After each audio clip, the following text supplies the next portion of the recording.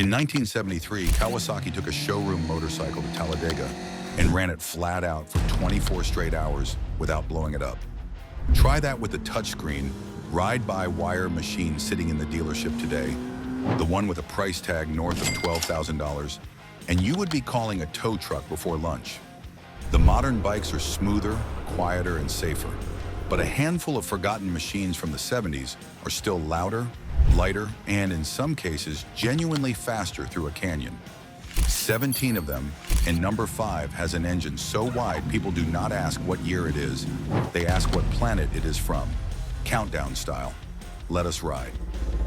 Stealing the slot at number 17, 1976, Honda GL1000 Goldwing. We are kicking things off with the bike that started an entire touring dynasty, then got completely buried by its own descendants. The original Goldwing did not even have a fairing when it launched. It was a naked touring bike, if you can wrap your head around that concept, looking more like an oversized standard than the rolling living room it eventually became. The engine is a liquid-cooled SOHC horizontally opposed 4-cylinder displacing 999 cubic centimeters, a genuinely unusual layout for a Japanese manufacturer at the time, and one that borrowed more from BMW's playbook than Honda's own inline-4 heritage. Here is the genius part. Honda mounted the fuel tank under the seat to lower the center of gravity, with a small fake tank up front, hiding the radiator and warning lights instead. Honda also made this the first liquid-cooled engine the company had ever put in a production motorcycle, a genuinely bold move in 1975 when every other Honda on the showroom floor was still air-cooled. Wet weight came in around 636 pounds, which sounds heavy until you remember modern touring bikes have simply kept adding weight ever since. Compare that to the current Honda Goldwing Tour, an 800-pound behemoth loaded with audio systems, airbags, and a reverse gear that feels like piloting a small apartment at parking lot speeds. The original wing, by comparison, is shockingly nimble at low speed because all that weight sits low and centered, instead of stacked up top in speakers, screens, and heated everything. The standout feature is that under-seat fuel tank configuration, a party trick modern touring bikes abandoned entirely in favor of bigger fairings and more storage. You can find one used for $2,500 to $5,000, which for a nearly 50-year-old touring flagship is frankly absurd. As one longtime owner put it, it handles like a bike half its weight, right up until you try to lift it off the kickstand. This is the right bike for cruiser riders who want vintage touring comfort without hauling around a rolling entertainment center that needs a software update every winter. Honda started the touring revolution with subtlety. Our next bike went the complete opposite direction and basically invented terrifying acceleration as a personality trait. Bracing for pure chaos at number 16, 1972, Kawasaki H2 Mach IV 750. They do not nickname motorcycles the Widowmaker for fun. Kawasaki built this two-stroke triple to be an absolute hooligan, and it delivered on that promise with terrifying enthusiasm, catching plenty of unsuspecting riders completely off guard in the process. This bike also carries genuine racing pedigree. Its massive piston port triple-cylinder configuration was built with one goal: pure, unrestricted, straight-line dominance. Kawasaki took their experience building smaller two-stroke triples and scaled it up to a terrifying 748cc weapon, a displacement figure that sounds tame until you realize how light the chassis wrapped around it actually is. What it does better than anything modern is deliver a genuinely instant, explosive power band with zero electronic intervention whatsoever. There is no traction control here. There is no ride mode selector. There is a throttle, a power band, and your own two hands. The current Kawasaki Ninja 1000SX smooths everything out with modern electronics and a far more linear delivery. The H2 gives you raw, light switch acceleration with absolutely no safety net, which sounds insane because it kind of is, and that is precisely why people still chase these things at auction. The standout feature is that a symmetrical 3-cylinder, 2-stroke exhaust layout, a visual signature that screams, "Get out of my way," before the engine even starts, snaking around the frame. In a way modern emissions plumbing simply is not allowed to replicate. It is worth mentioning this bike ran on drum brakes at both ends, which paired with that explosive power band is exactly as terrifying as it sounds. Kawasaki only built the H2 for 4 years, from 1972 to 1975, before emissions rules quietly euthanized the entire two-stroke triple lineup. Prices land between $15,000 and $28,000, reflecting genuine collector demand rather than nostalgia alone. One owner summed it up perfectly: it does not build power, it arrives. This bike is for experienced riders seeking a wild, unfiltered adrenaline rush. No beginners allowed, and honestly, no complaints either. If that felt like too much chaos for one lifetime, do not worry. Our next entry brings the same two-stroke thrill in a lighter, more forgiving package that will not throw you into a ditch quite as aggressively. Like this video if forgotten, two-stroke madness is exactly the content you came here for. Imagine standing in front of a bike you want, the seller swearing it's perfect. That's where riders overpay by thousands on a $10,000 bike. Our buyer's kit tells you what it's really worth, your fair price, and when to walk away. A wrong bike costs thousands. This kit, just $49. The easiest money you'll ever save. Scan the QR on the right or tap the link in the description. Let's get that bike you've always wanted for even cheaper. Crashing the party at number 15, 1972, Yamaha RD350. This is the giant killer. A middleweight two-stroke that made grown men on bigger, more expensive bikes look slow through twisty roads, and it still can, assuming you can find a set of tires that suit its personality. The engine is an air-cooled, two-stroke parallel twin at 347 cubic centimeters, a small number on paper that translates into something wildly disproportionate once the power band kicks in. At just 345 pounds dry, this thing has a power-to-weight ratio that makes modern small-displacement bikes feel portly by comparison. Compare it to the current Yamaha YZF-3, a competent and thoroughly reliable machine, but noticeably heavier and less aggressive in how it snaps into the power band. The RD does not ask permission before diving into a corner, and it certainly does not wait around for you to catch up mentally.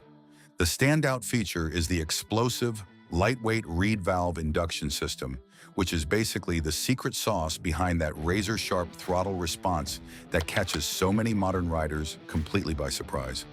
Used prices sit between $5,500 and $9,000. Owners describe it best: you do not ride an RD, you wear it. This is the right bike for two-stroke purists and canyon carvers who want a genuine giant killer for a fraction of what a modern superbike costs. Oil mixing and all. Small and vicious is one recipe. Our next bike takes the opposite approach entirely, using engineering that spins so smoothly, it barely feels like a piston engine at all.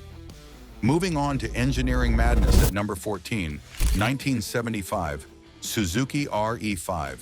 This is the bizarre one. Suzuki bet big on a rotary engine when everyone else stuck with pistons, and while the gamble did not exactly pay off commercially, the engineering behind it is genuinely fascinating even today, decades after the rest of the industry forgot rotary engines existed. The engine is a liquid-cooled, single-rotor Wankel rotary at 497 cubic centimeters, a completely different animal mechanically from every other bike on this list. Because a rotary has no reciprocating pistons slamming up and down thousands of times per minute, it delivers vibration-free power that feels closer to a small turbine than a traditional motorcycle engine. Compare that to a modern middleweight like the Suzuki GS1000E, which is smooth for a parallel twin, but still fundamentally a parallel twin with all the vibration that layout implies. The RE5 simply does not shake, does not clatter, and does not sound like anything else parked at the bike night. Giorgetto Giugiaro, the same designer behind the DeLorean and the original Volkswagen Golf, penned this bike's bodywork, which explains why it looks nothing like any other Suzuki from the ERA. The trade-off for that rotary smoothness was thirstier fuel consumption and more heat under the seat than most riders expected. The standout feature is that futuristic cylindrical sugar scoop instrument cluster, a design so ahead of its time, it looks like it belongs in a spaceship, not a 1970s Suzuki showroom sandwiched between conventional cruisers. You can find one for $6,500 to $11,000, which is a genuine bargain for a piece of engineering. This unusual, as one owner explained, it does not sound like a motorcycle, it sounds like a jet taxiing. This bike is for engineering nerds who want an exhaust note. Nothing else on the road can replicate, and honestly, a healthy dose of what is that at every gas station.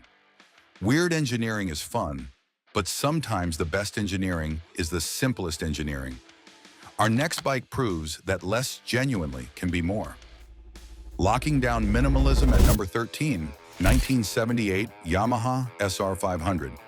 Sometimes the smartest design choice is removing things, not adding them. The SR500 has no radiator, no water pump, and no complicated fuel injection system to eventually confuse itself on a cold morning. The engine is an air-cooled SOHC single-cylinder at 499 cubic centimeters, proof that one big piston, done properly, can outlast plenty of far more complicated machinery. This is bulletproof minimalism in its purest form. Compare it to a modern entry-level thumper like the Royal Enfield Himalayan 450, a genuinely good and capable bike, but one loaded with fuel injection, a digital dash, and considerably more overall weight and complexity. The SR strips everything down to pistons, valves, and a Kickstarter, which means when something eventually breaks, you can actually see what broke, diagnose it on the spot, and probably fix it with tools already sitting in your garage.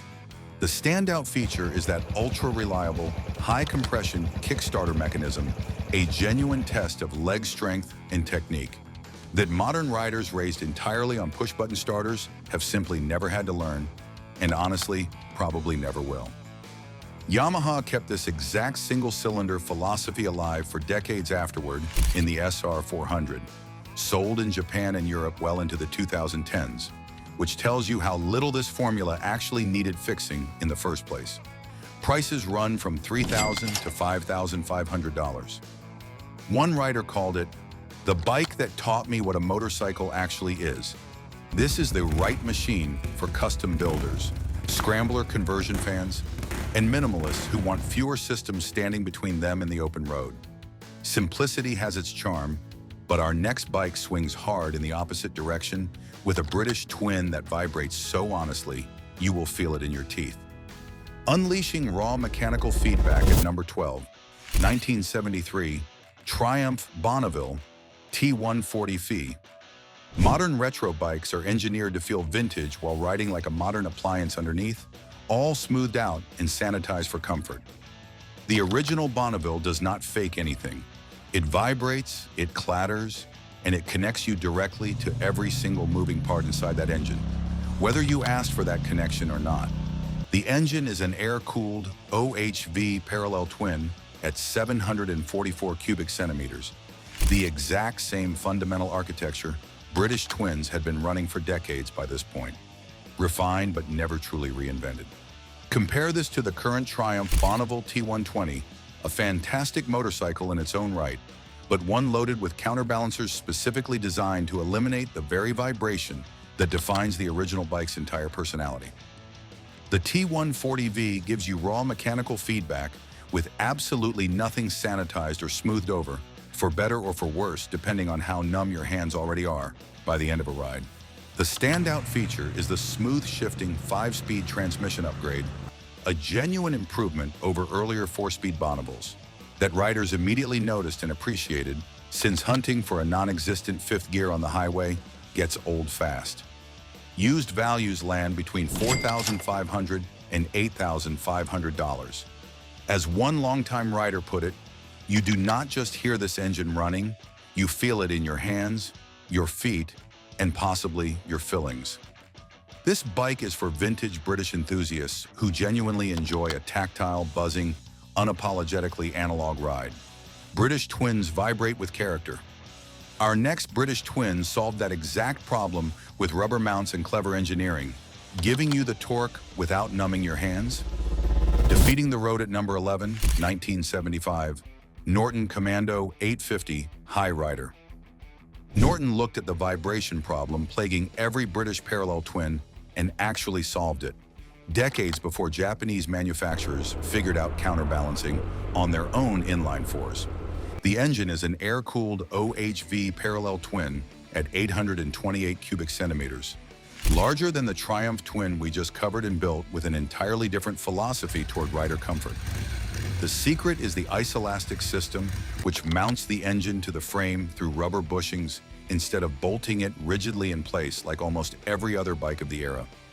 This isolates rider contact points from harsh vibration far better than many modern hard-mounted parallel twins, including the Suzuki V-Strom 800DE, which, despite decades of modern engineering advances, still transmits noticeable buzz through the bars at certain RPM ranges.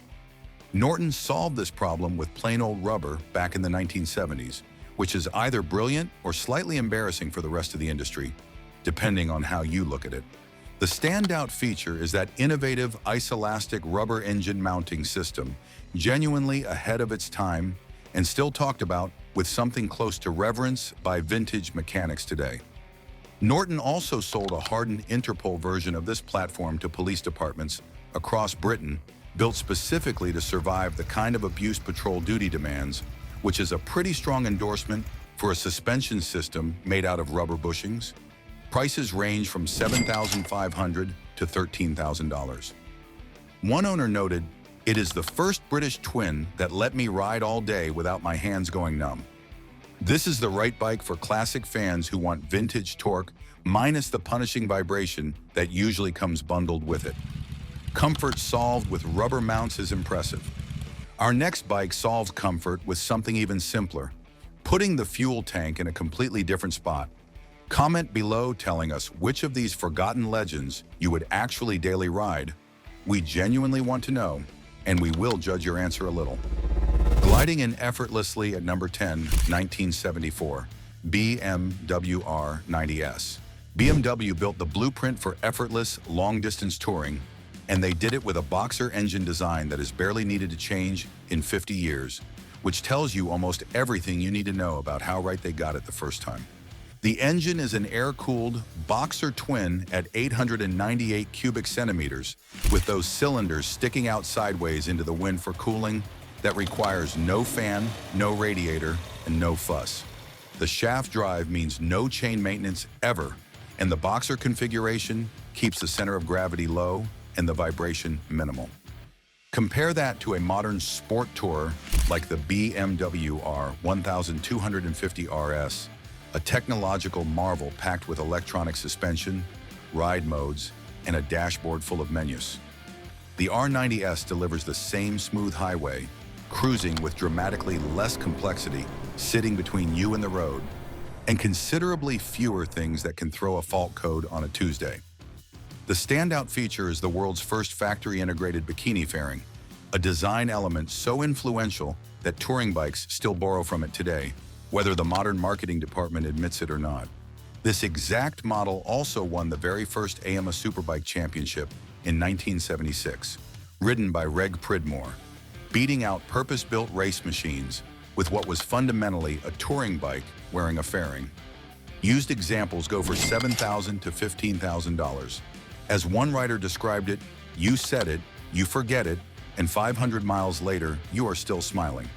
This is the right bike for long-distance riders who appreciate timeless styling paired with genuinely low-maintenance German engineering that does not need a dealership visit to diagnose a warning light.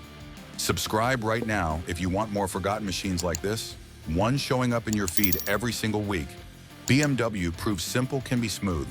Our next bike proves simple can also be an absolute rocket in a straight line. Locking down the number 9 spot, 1978 Suzuki GS1000E. While everyone remembers the flashier bikes from this era, the GS1000E quietly become one of the most over-engineered motors Suzuki ever produced, and almost nobody outside the drag racing world seems to remember it. The engine is an air-cooled 𝐑𝐈𝐃𝐄𝐑 inline 4 at 997 cubic centimeters. A genuinely modern layout for its time that Suzuki simply built too strong for its own good, in the best possible sense. The crankshaft uses roller bearings instead of the plain bearings found in most engines of this size, making the bottom end absurdly strong and remarkably tolerant of abuse. Compare that to a modern, tightly toleranced engine like the one in the current Suzuki Katana, which is a fantastic motor in its own right, but built to modern manufacturing tolerances that leave considerably less room for the kind of aggressive power. Modifications this old GS motor shrugs off entirely without complaint. The standout feature is that ultra-robust, over-engineered roller-bearing crankshaft, a build-quality decision that turned this bike into a legend among drag racers who needed a bottom end that would not grenade under boost or nitrous. This same engine platform, in modified form, carried Wes Cooley to back-to-back AMA Superbike titles in 1979 and 1980, proof that Suzuki's roller-bearing bottom end was not just theoretically strong, it was championship strong. Prices sit between $3,500 and $6,000, making it one of the cheapest entries on this entire list for the sheer amount of abuse it can take. One drag racer put it simply, "You can beat on this motor and it just asks for more." This bike is right for drag racers and vintage superbike customizers looking for a foundation that can take serious modification without folding. An overbuilt bottom end is one kind of toughness. Our next bike takes toughness in a completely different direction with an engine layout most manufacturers gave up on entirely. Snagging a bargain at number 8, 1974, Yamaha TX750.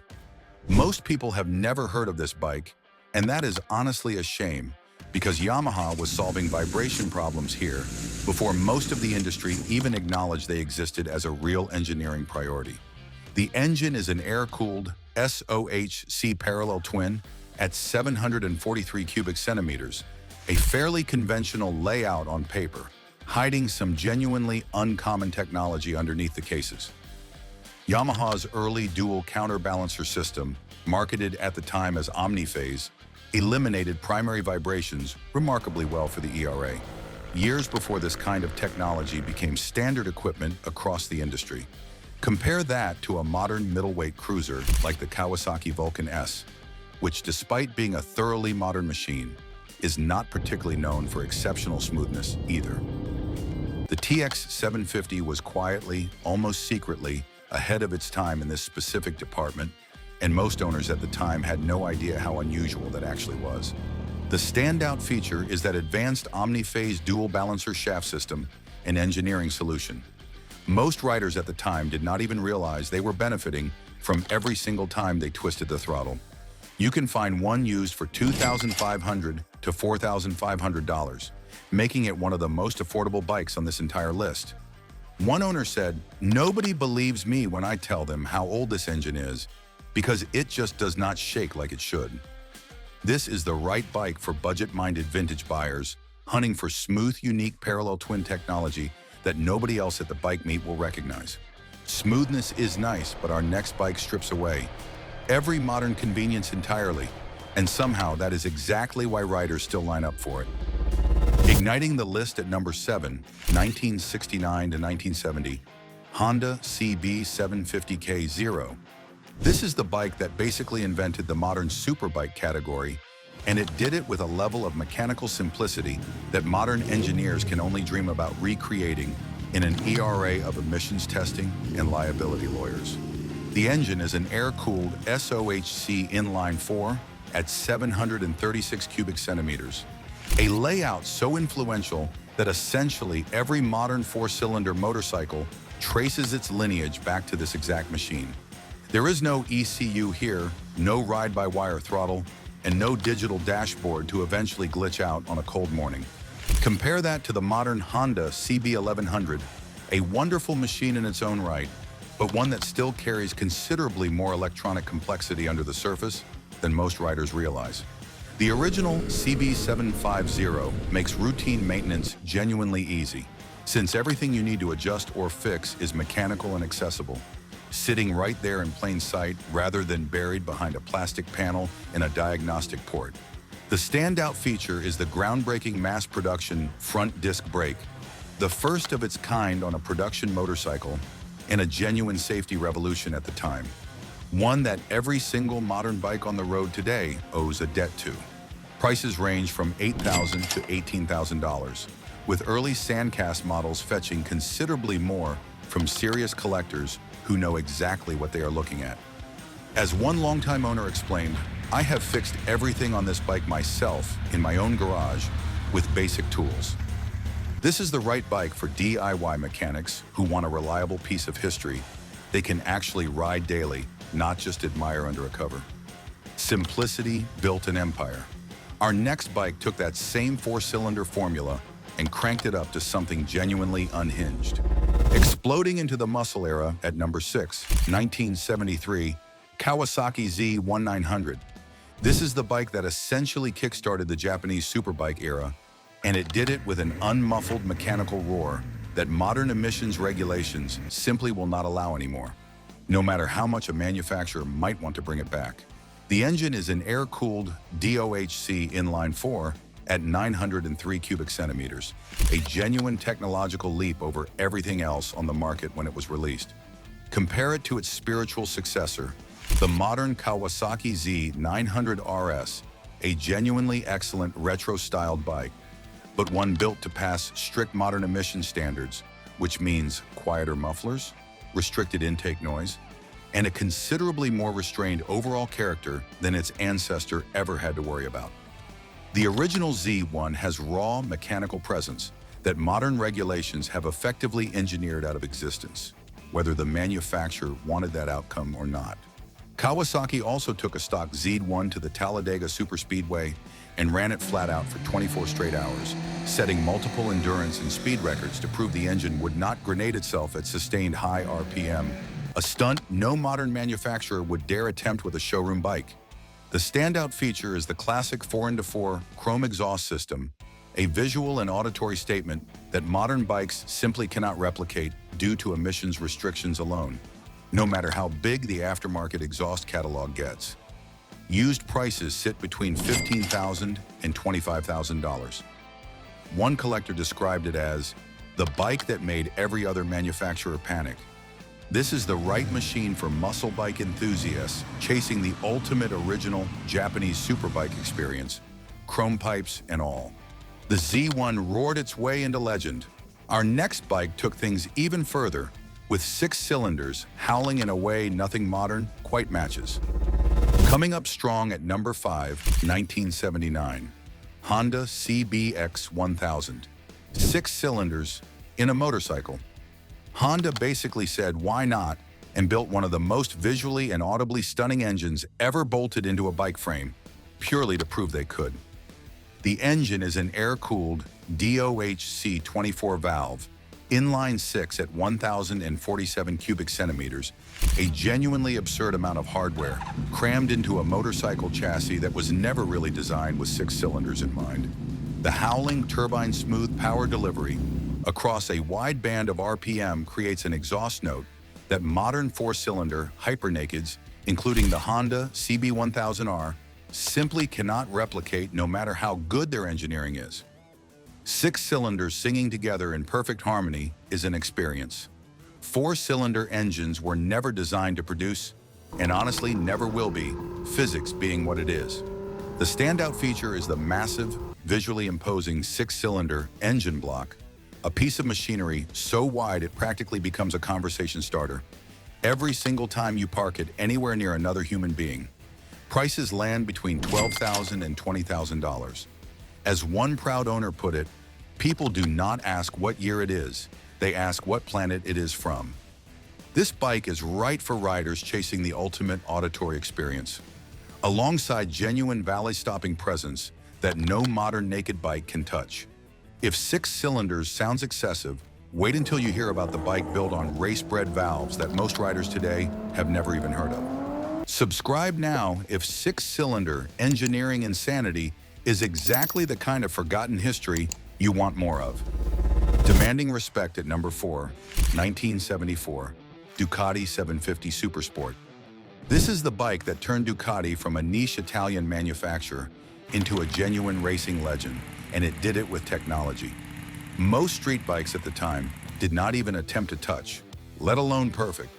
The engine is an air-cooled 90-degree L-twin at 748 cc, a compact and characterful layout that would go on to define Ducati's entire identity for the next 50 years. With no electronic rider aids whatsoever, This bike demands genuinely proper rider inputs, providing an analog connection to the road that the heavily computerized modern Ducati Panigale V2 simply does not offer anymore. Every input you make is translated directly to the rear wheel, no computer smoothing anything out along the way, no traction control quietly saving you from your own enthusiasm. The standout feature is the race-bred 𝗕𝗨𝗬𝗘𝗥𝗧 valve train, a mechanical solution to high RPM valve control that Ducati still uses in some form to this very day, decades after most other manufacturers moved on to simpler solutions. This bike's reputation was cemented at the 1972 Imola 200, where Paul Smart rode a factory version to victory, instantly transforming Ducati from a respectable Italian brand into a genuine race-winning one overnight. Realistic used prices for this one are steep, ranging from $120,000 to $150,000. Easily the most expensive bike on this entire list by a huge margin. As one collector explained, you are not buying a motorcycle, you are buying a piece of racing history. This bike is right for high-end collectors and vintage track day enthusiasts with genuinely deep pockets and an appreciation for Italian mechanical art. 𝗕𝗨𝗬𝗔𝗘𝗏 is one flavor of legendary. Our next bike brings that same high-speed stability from an entirely different country, with 3 cylinders instead of 2. Blazing in at number 3, 1976. Laverda 1003C. Most riders have never even heard this name, and that is precisely why it belongs on this list. Laverda built a triple that tracks straighter at high speed than most modern bikes even attempt to, using nothing more than good old-fashioned mass and geometry. The engine is an air-cooled 𝗕𝗨𝗬𝗓𝗡 inline triple at 981 cubic centimeters, a heavyweight power plant built with an entirely different philosophy than the lighter, quicker revving Japanese triples of the same era. This bike tracks like it is on rails at triple-digit speeds, offering a more planted, unyielding highway feel than lighter, twitchier, modern triples like the Yamaha MT-09, where modern triples prioritize agility and quick direction changes. At the expense of outright stability, the Laverda prioritizes raw, heavyweight composure that simply refuses to get nervous, no matter how fast the road disappears underneath it. The standout feature is the distinct 180-degree crankshaft layout, which gives this AAA sound and power delivery. Unlike almost anything else from this era, something modern triples with their more common firing order simply cannot recreate. Used prices range from $11,000 to $18,000. One collector called it the most brutal, unyielding Italian powerhouse nobody talks about. This is the right bike for collectors chasing something genuinely exotic and rare without needing a 6-figure budget to get there. Stability at speed is one kind of mastery. Our next bike mastered something completely different: technical, rocky terrain that would swallow modern dual sports whole. Speeding to the top at number 2, 1971, Bultaco Alpina 350. This tiny Spanish machine will make modern dual sport riders feel genuinely embarrassed about how much extra weight they are hauling up a mountain trail for absolutely no good reason. The engine is an air-cooled, 2-stroke single-cylinder at 348 cubic centimeters, built specifically for trials and technical terrain rather than highway comfort or long-distance touring. Weighing under 230 pounds, this bike scrambles up technical, rocky terrain with dramatically more low-speed control than heavy modern dual sports like the Honda CRF 300L. Less weight means less momentum working against you on tight, technical sections, and this Bultaco simply dances where heavier, modern bikes lumber, wheeze, and eventually stall out halfway up the hill. The standout feature is the ultra-wide trials-derived steering lock angle, allowing genuinely tight hairpin maneuvering on terrain that would stop far heavier and far more expensive modern bikes dead in their tracks.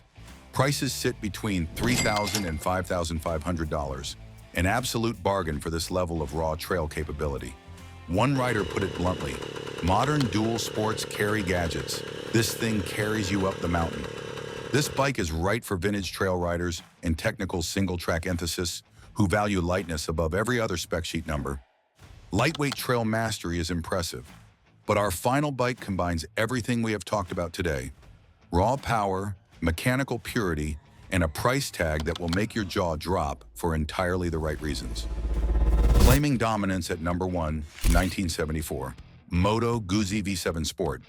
We are ending with a bike that proves high-speed stability and Italian style were never mutually exclusive, even 50 years ago, long before modern chassis engineering caught up to the idea. The engine is an air-cooled, transverse 90-degree V-twin at 748 cubic centimeters, mounted with a longitudinal crankshaft configuration that the Moto Guzzi still uses to this day, because quite simply, it works. The 𝗕𝗨𝗬𝗘𝗓 frame underneath this bike is ultra-low profile and genuinely stiff, delivering a planted, flex-free cornering experience that feels more stable at speed than modern heritage retros, like the current Moto Guzzi V7 Stone. Modern retro bikes borrow styling cues from this exact machine constantly, right down to the tank shape and side covers, yet somehow still cannot replicate the exact high-speed poise the original 𝗕𝗨𝗬𝗘𝗓 frame delivers without breaking a sweat. The standout feature is the stiff, low-slung, detachable 𝗕𝗨𝗬𝗘 frame, an engineering approach so effective that Moto Guzzi enthusiasts still debate why modern frames do not copy it more directly, decades after it first proved itself on the road. Realistic used prices range from $14,000 to $22,000. As one longtime rider described it, you do not ride this bike fast, you ride it confident, and that confidence is the whole point. This is the right machine for cafe racer enthusiasts who value genuine high-speed touring stability over flashy modern electronics that promise more than they usually deliver. Click on the next video on your screen right now, because this rabbit hole of forgotten motorcycle history goes a lot deeper than 17 bikes. And don't forget to subscribe.